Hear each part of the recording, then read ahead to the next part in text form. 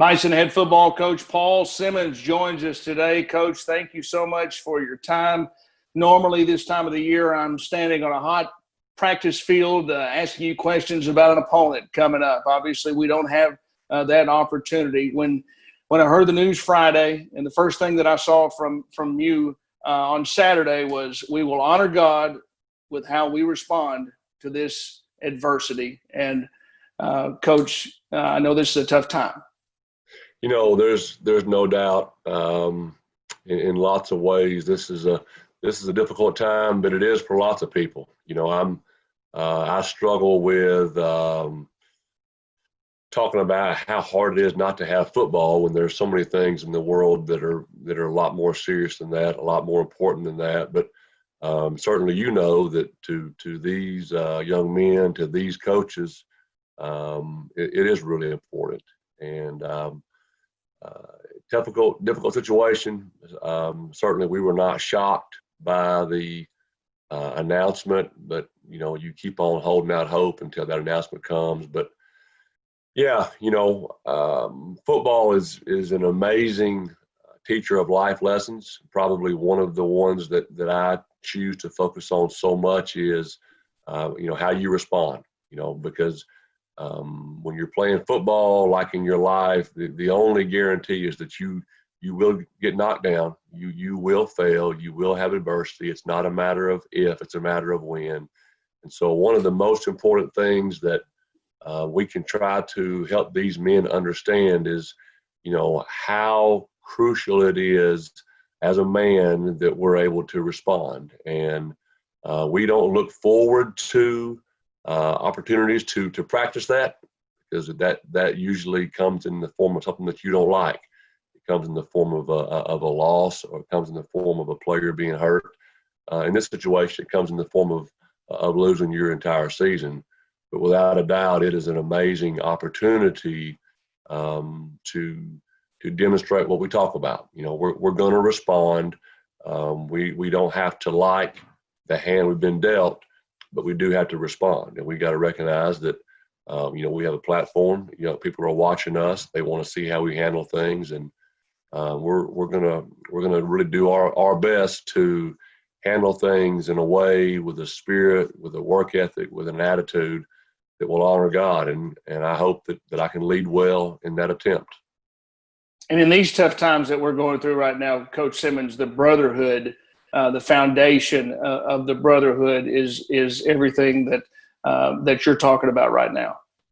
Yeah, there's no doubt. And when guys tell me or ask me, how are things? How's it been? How are we dealing with everything? Really, the root of everything that we're doing is about relationship. It's about being together, and that's been the hardest part. Our young men, we have not been together in the same room since back in March. And so, not only do we have the situation with COVID, we have the racial divide in the country, and more than anything else, these guys, they need to be together. And so, even though we're not going to put pads on, we're not going to go out there and practice in that way immediately. We don't have games to play. We certainly have the blessing of being together again soon. We're not all back yet. Right now, we have our freshmen are on campus, and we have 44 freshmen and 6 transfers. Those guys reported on Saturday, so they're here. Our old guys, they're not all back yet, and so we have not all been together yet, but boy, we are excited that day is coming. We just and the importance of that, Coach, because back in March, when obviously classes were stopped and all the competition was stopped, nobody was together. You have that opportunity this fall to be together and with the students in class, and I know that's so important. And we've learned so much from back in March to where we are now, here getting ready for classes starting on Monday. Yeah, certainly things are different. With the safety precautions we have to follow and the masks, but we still are able to be together. And Normally we have we live in the conflict of, how much time do we devote to getting ready, X's and O's wise, learning skills to win a ball game? How much time do we take to invest and do things away from the field to build a relationship, to build a brotherhood? And so I think that's one way that this is going to be a kind of a neat blessing. We have a fall together with no ball games, and so we really have a lot of time to do the things that we love to do, and that's be together. We would rather play football than go camping. We'd rather play football than go to the lake at Heber and all that. But really what these guys love the most is being together. They love to be together. We love to be with them. And, I'm excited about the opportunity to spend more time doing things away from football and building a relationship. We went to Camp Dakota on Monday with our new guys.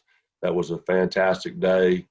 Certainly it's odd to see guys in that camp setting wearing masks, but a lot of the day we did. But you probably would be shocked by how many young men we have that come to our program that either just come from families that didn't do this type of thing or come from big metro areas. Certainly we had a lot of guys yesterday that were wide-eyed, the rope swing and the swinging bridge, and we'll have guys tomorrow. We're going to Greers Ferry Lake, and we're going to have guys go off the cliffs, and we have some boats, and we'll pull some tubes. And for a lot of guys, that'll be the first time in their life to be on a boat.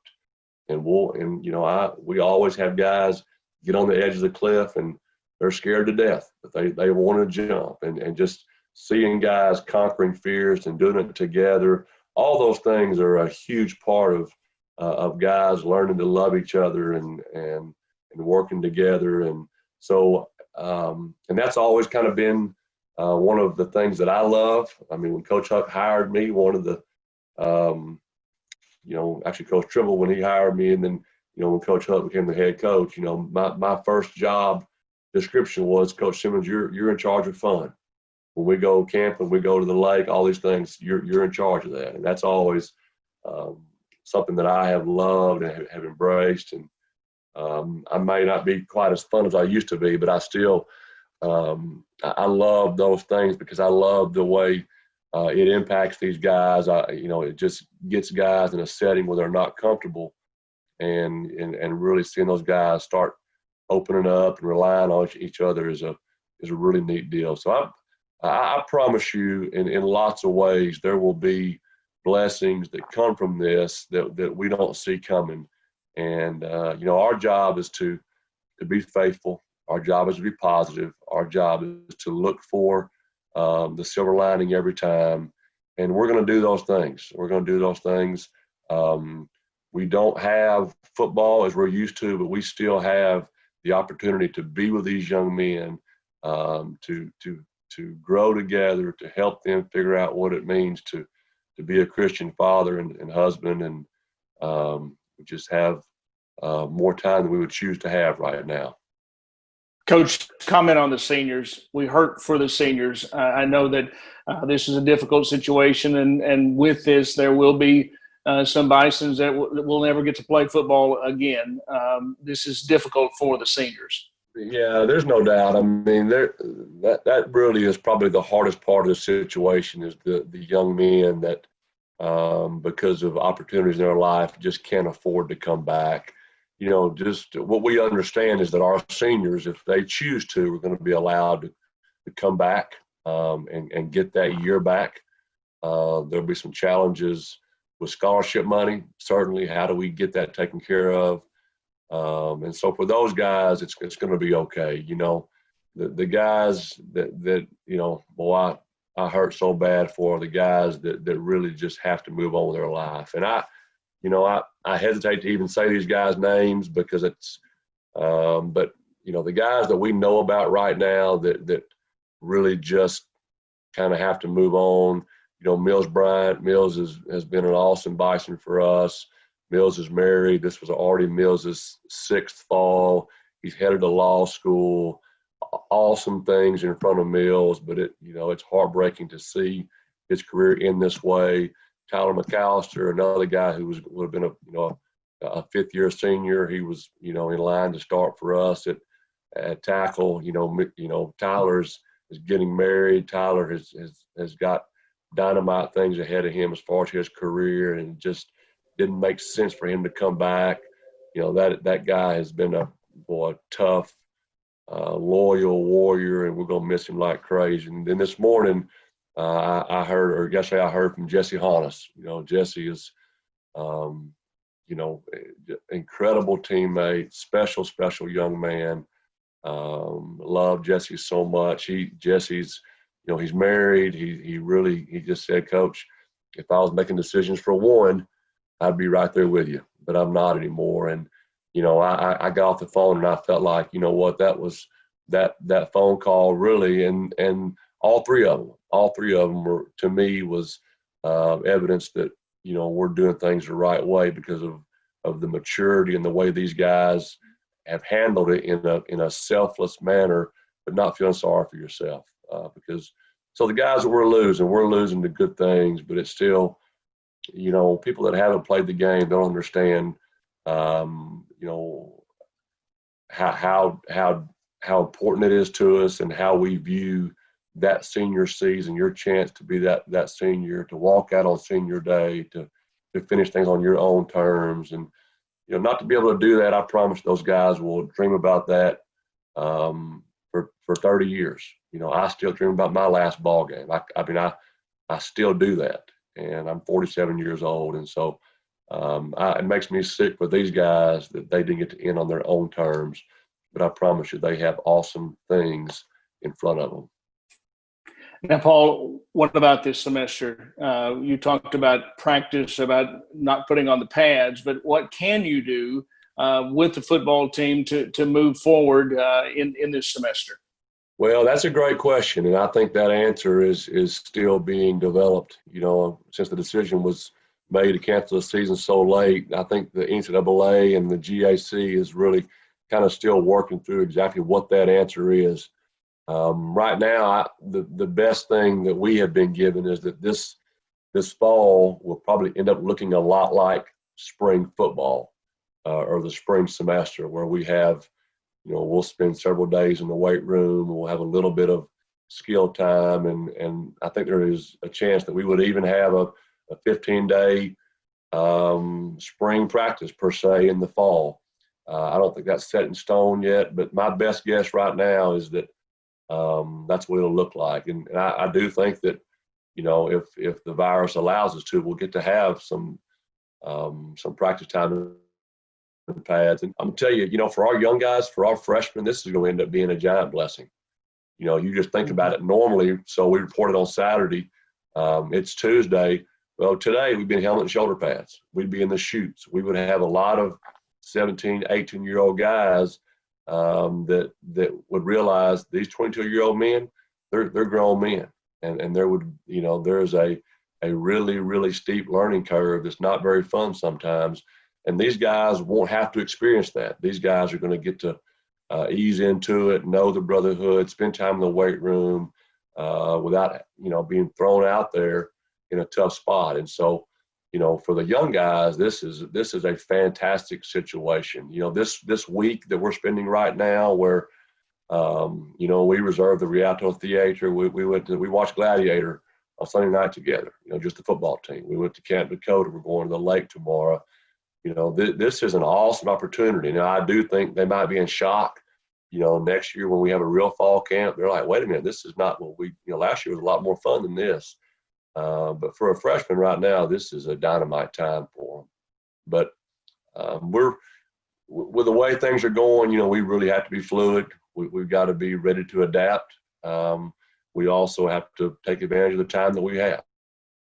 When they give time, we're going to work like it's our last day, because we learned the hard way that you don't choose your last day. You don't choose that. Yeah, and one last thing, real quick.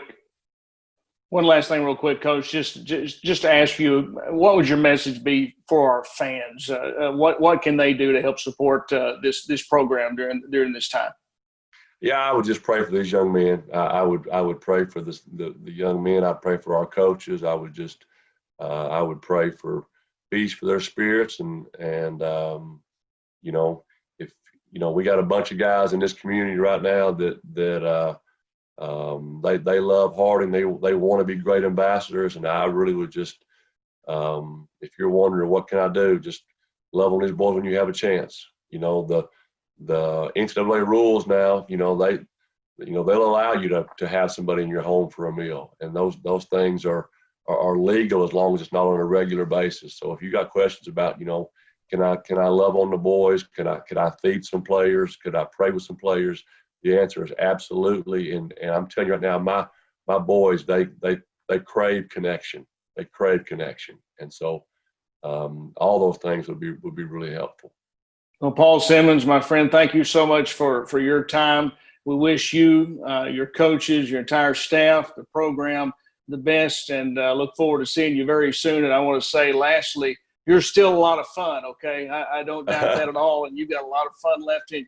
Well, I appreciate that. I still feel like I'm about 22. I'm a little bit older than that. But Billy, I promise you, dude, we are blessed.